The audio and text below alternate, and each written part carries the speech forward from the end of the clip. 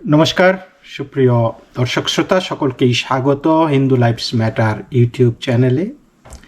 দর্শক, একটা মানুষ এত ভয়ঙ্কর রকমের মিথ্যাবাদী হয় কি করে?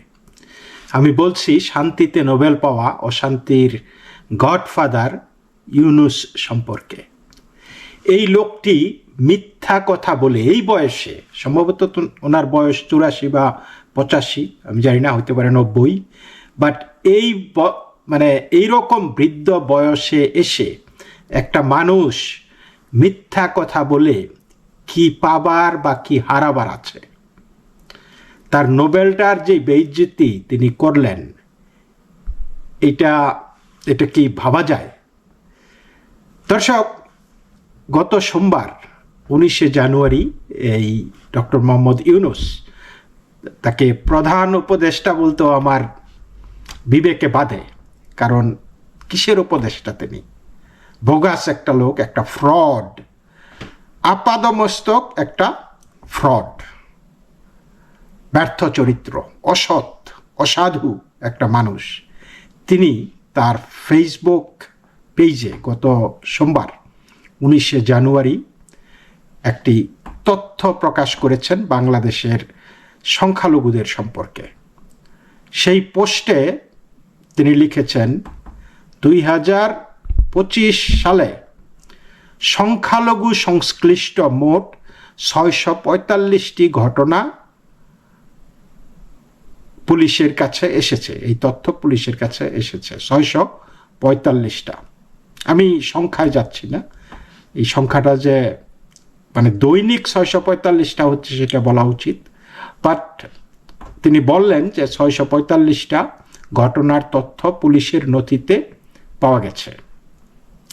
এর মধ্যে অধিকাংশ ঘটনায় ধর্মীয় বিদ্বেষ থেকে নয়, অর্থাৎ সাম্প্রদায়িক সহিংসতা নয় তিনি বলছেন, বরং সাধারণ অপরাধমূলক কর্মকাণ্ডের সঙ্গে এগুলি সম্পর্কিত। তো আলাদা করে তিনি এই সংখ্যালঘুদের সম্পর্কে এটা তুললেন কেন? বিকজ এই ঘটনাগুলিতে সংখ্যালঘুরা জড়িত। 645টা ঘটনা সংখ্যালঘুদের সাথে হয়েছে 2025 সালে, এবং এইগুলি ধর্মীয় বিদ্বেষ থেকে ঘটেছে সাধারণ অপরাধমূলক কর্মকাণ্ড থেকে। পোস্টে বলা হয়, প্রতিটি ঘটনাই উদ্বেগজনক হলেও তথ্য উপাত্তের প্রমাণ ভিত্তিক বিশ্লেষণে দেখা গেছে মাত্র 71টি ঘটনায় সাম্প্রদায়িক উপাদান পাওয়া গেছে। বাকি 574টি ঘটনাকে সাম্প্রদায়িক নয় বলে তিনি মূল্যায়ন করেছেন। এছাড়া অসাম্প্রদায়িক ঘটনা হিসাবে চিহ্নিত করা হয়েছে যেই 574টি, সেটা হলো অস্বাভাবিক মৃত্যু 172টি। আচ্ছা, তো এটা সাম্প্রদায়িক না। সংখ্যালঘুদের 172 জন মানুষ মারা গেছে 2025-এ। এটা অস্বাভাবিক মৃত্যু। অস্বাভাবিক মৃত্যুটা কি? হোয়াট ইজ অস্বাভাবিক মৃত্যু? এই ব্যাখ্যাটা তো তিনি দেননি সেইখানে। কি তাকে খুন করা হয়েছে, বা খুন করে কোনো মানুষকে রাস্তায় ফেলে রাখা হয়েছে, সুতরাং এটার সাক্ষী সাবুত নাই, সুতরাং বলা যাচ্ছে না কিভাবে হয়েছে, তাই তো? তো বাড়িতে ডাকাতি করতে এসে কুপিয়ে মেরে ফেলা হয়েছে, অস্বাভাবিক মৃত্যু। আমি জানি না, অস্বাভাবিক মৃত্যু 172টি। এটা সাম্প্রদায়িক সহিংসতা না। 172 জন হিন্দু জাস্ট মারা গেলেন, কোনো খবর নাই কিভাবে মরলেন। কেউ কি গাছের মধ্যে ঝুলিয়ে রেখেছে? খবর নাই। চুরি হয়েছে 106টি, ধর্ষণ 58টি, প্রতিবেশী বিরোধ 51টি, ভূমি বিরোধ 23টি, এবং পূর্ব শত্রুতার জেরে 26টি সহ অন্যান্য 138টি অপরাধ রয়েছে। তিনি জানিয়েছেন যে এসব ঘটনায় 390টি নিয়মিত মামলা ও 154টি অস্বাভাবিক মৃত্যু মামলা হয়েছে, এবং গ্রেপ্তার করা হয়েছে 498 জনকে। অন্যান্য অপরাধের মধ্যে আছে অপহরণ, ভীতি প্রদর্শন, চাঁদাবাজি ইত্যাদি। এখন প্রতিবেদনে, এই পোস্টে উল্লেখ করা হয়েছে, এই প্রতিবেদনটি স্বচ্ছতা ও জবাবদিহিতার জন্য উপস্থাপন করা হয়েছে। এতে চ্যালেঞ্জ অস্বীকার করা হয়নি, আবার পরিস্থিতিকে স্বস্তিদায়ক বলেও দাবি করা হয়নি।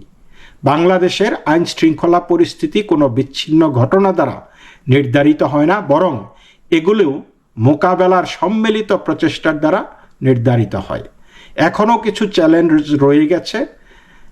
এটি স্পষ্ট যে বাংলাদেশের সব নাগরিকের জন্য, মুসলিম, হিন্দু ও অন্য সবার জন্যই আইন শৃঙ্খলা পরিস্থিতি প্রতিদিন উন্নতির পথে। মানে নিজের ঢোল তিনি নিজেই পিটাচ্ছেন, কিন্তু এই ঢোলটা পিটানোর মতো কোনো মোরাল অথরিটি কি তার আছে? মোরাল ক্লেম কি তার আছে? বাংলাদেশ যে ভালো নাই তিনি আসার পর থেকে, এটা কি একটা বাচ্চা 3-4 বাচ্চাও তো বুঝতে পারে, এবং নিশ্চয়ই মানুষ তাকে বলে। কিন্তু এই যে বেহায়া নাক কাটা একটা লোক, তারপরেও তিনি বলছেন পরিস্থিতির নাকি উন্নতি হচ্ছে, এবং তিনি যে এই 645টি ঘটনার উল্লেখ করে সেইখানে বললেন যে 71টি ঘটনা সাম্প্রদায়িক উপাদান পাওয়া গেছে। মানে এই 71টি ঘটনা ঘটেছে মন্দিরে বা মন্দির কেন্দ্রিক, প্রতিমা ভাঙচুর, মন্দিরে হামলা, এই সমস্ত। তিনি কিন্তু এই সুতরাং মন্দিরে যদি কোনো কিছু না ঘটে তাহলে সেটা সাম্প্রদায়িক সহিংসতা নয়। চিন্তা করছেন কি জিনিয়াস একটা মাল, যে এই বাকিগুলি 71টার মধ্যে এই সংশ্লিষ্টতা পাওয়া গেছে, কারণ এইগুলি মন্দিরে ঘটেছে, মন্দির পূজার সময় এগুলিতে ঘটেছে। সো এগুলা সাম্প্রদায়িক, আর বাকি কোনো কিছুই সাম্প্রদায়িক সহিংসতা না। তো বোঝার মানে কি তিনি কি ধরনের ইকোনমিস্ট আর কি ধরনের শান্তি স্থাপন করি, এটা আমাদের আর বলার অপেক্ষা রাখে না।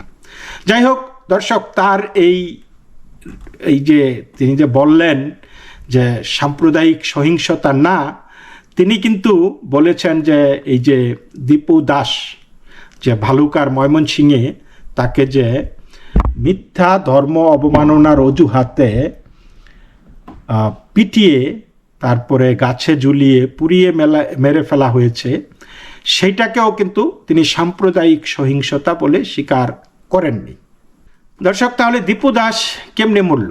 দীপু দাসের বিরুদ্ধে যে ধর্মীয় উস্কানি দেওয়া হলো, তাকে যে পুড়িয়ে মারা হলো, কোনো মুসলমানকে কি এইভাবে ধর্মীয় উস্কানি দিয়ে মুসলমানদের বিরুদ্ধে ধর্ম অবমাননার অজুহাত তোলা হয়, কিন্তু তাদেরকে কি পিটিয়ে মেরে ফেলা হয়? এরকম আছে? বা তাকে পুড়িয়ে মারা হলো, বা যদি মারাও হয় সেইটাও কিন্তু সাম্প্রদায়িক সহিংসতাই বলবো, ধর্মীয় সহিংসতা আমি বলবো। তো এই ক্ষেত্রে তিনি কিন্তু ইউনূস কিন্তু সেটা স্বীকার করতেছেন না। পূর্ব শত্রুতা মানে কি? জায়গা জমি নিয়ে বিরোধ মানে কি? আপনি এক হিন্দুর বাড়ি এক জায়গা দখল করতে গেলেন, এটা কি জায়গার দোহাই দিবেন আপনি, নাকি এটা সাম্প্রদায়িক সহিংসতা? আপনি এই হিন্দুর জায়গা দখলের সাহসটা পান কোথায়? হিন্দু মেয়ে ধরে নিয়ে যান, গিয়ে বিয়ে করেন, এইখানেও আপনি সাম্প্রদায়িক, এটা আপনি নারী ঘটিত সমস্যা দেখতে পারেন, এইখানেও আপনি সাম্প্রদায়িক সহিংসতা দেখবেন না। কিন্তু হিন্দুর বাড়ি, হিন্দু বলেই যে আপনি সাহস পাচ্ছেন, আপনার একটা মৌসুমি অনুভূতি জাগে যে তারা তো দুর্বল, আমি সবল, সুতরাং দুর্বলের ওপর সবলের অত্যাচার, কি দারুণ জিনিস, তাই না? কিন্তু এটা সাম্প্রদায়িক সহিংসতা আপনি বলবেন না। তারপরে দেখেন, চিন্ময় প্রভুকে ভুয়া বানোয়াট মিথ্যা মামলায় গ্রেপ্তার করে বিনা বিচারে বছরের বছর, মানে কয়েক বছর ধরেই তো আপনারা আটকে রেখেছেন। তিনি নাকি রাষ্ট্রদ্রোহ করেছেন। তো তিনি তো একটা সভায় বক্তৃতা করতেছিলেন, ওই বাংলাদেশের পতাকার উপরে আপনার আইসিসের পতাকা যায়, প্যালেস্টাইনের পতাকা যায়, কিন্তু ওই যদিও গেরুয়া, তারা বলেছে গেরুয়া পতাকা লাগানো হয়েছে, গেরুয়া তো কোনো পতাকা নাই। কোন দেশের আছে, কোন জায়গার গেরুয়া পতাকা আছে একটা?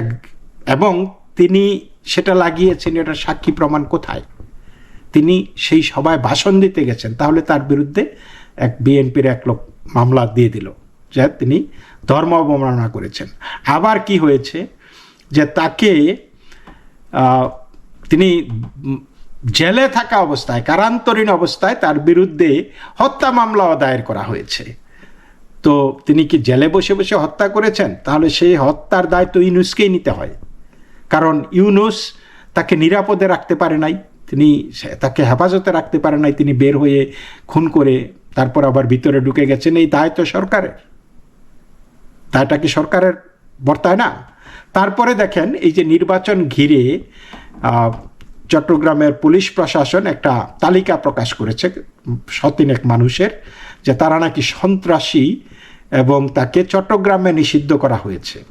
তো সেই লিস্টের মধ্যে 243 নাম্বার সন্ত্রাসী হয়েছে চিন্ময় প্রভু।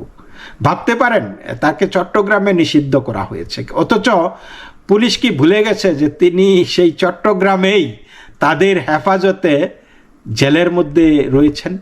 তারা কি সেটা ভুলে গেছে? তাহলে তো তিনি চট্টগ্রামে তাকে নিষিদ্ধ করার মানেটা কি?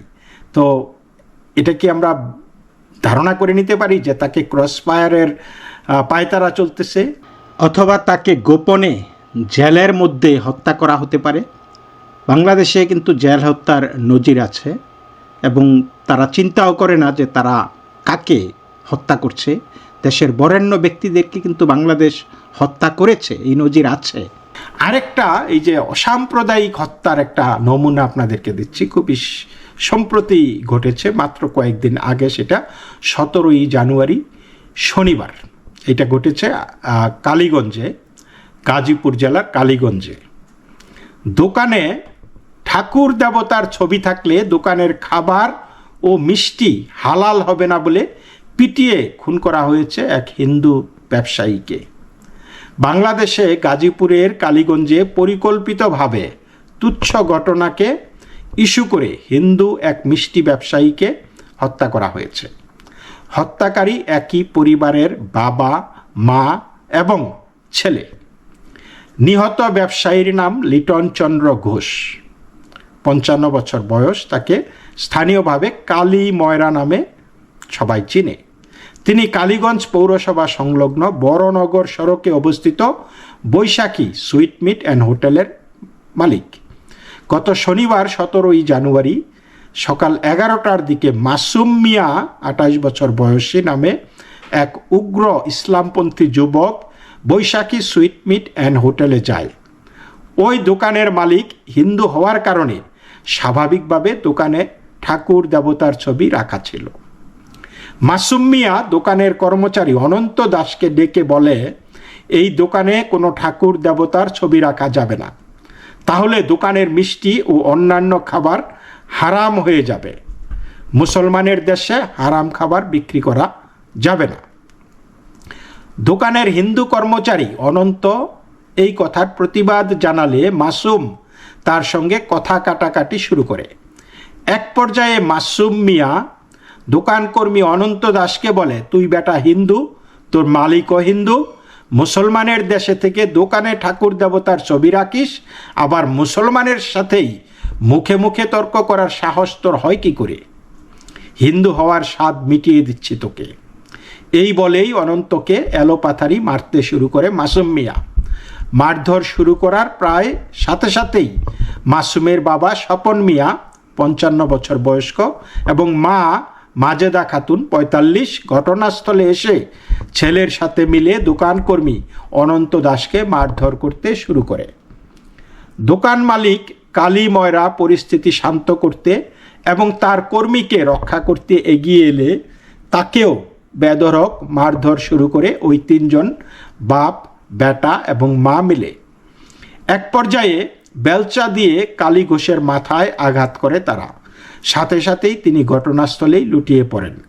গুরুতর আহত অবস্থায় তিনি আর উঠে দাঁড়াতে পারেন না। তাৎক্ষণিকভাবে সেখানেই তার মৃত্যু হয়।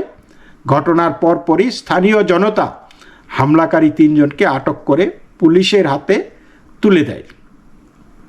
আটক ব্যক্তিরা হলেন মোহাম্মদ স্বপন মিয়া, 55, মাজেদা খাতুন, 45 এবং মাসুম মিয়া, 28। ভুক্তভোগী পরিবারটির দাবি, পূর্ব বিদ্বেষ থেকেই পূর্ব পরিকল্পিতভাবে এই হামলা চালানো হয়েছে।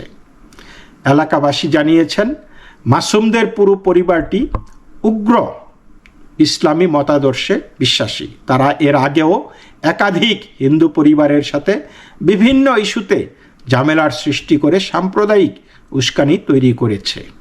তো দর্শক, এখন ইউনূস কি বলবে? এটা তো মন্দিরে হয় নাই, তাহলে কি এটা সাম্প্রদায়িক সহিংসতা নয়? এটা কি হিন্দুদেরকে দুর্বল পেয়ে আক্রমণ নয়? এটা কি হিন্দুদের দেবদেবতা, যে মুসলমানের দেশে দোকানে হিন্দু ধর্মের দেবদেবতা কেন থাকবে? তাহলে খাবার সব হারাম হয়ে যাবে। এইখানে এই মুসলমানের দেশে হারাম খাবার বিক্রি করা যাবে না। তাহলে ইউনূসের যেই সংজ্ঞা, যে সাম্প্রদায়িক সম্প্রীতি বা সাম্প্রদায়িক সহিংসতার সংজ্ঞার কোন জায়গায় এই ঘটনাগুলি পড়ে দর্শক? দর্শক, এই পর্যন্তই। আপনারা সকলেই কমেন্টের মাধ্যমে জানাবেন। ভিডিওটি ভালো লাগলে আপনারা শেয়ার করবেন এবং চ্যানেলটি সাবস্ক্রাইব করতে ভুলবেন না। নমস্কার, ভালো থাকবেন।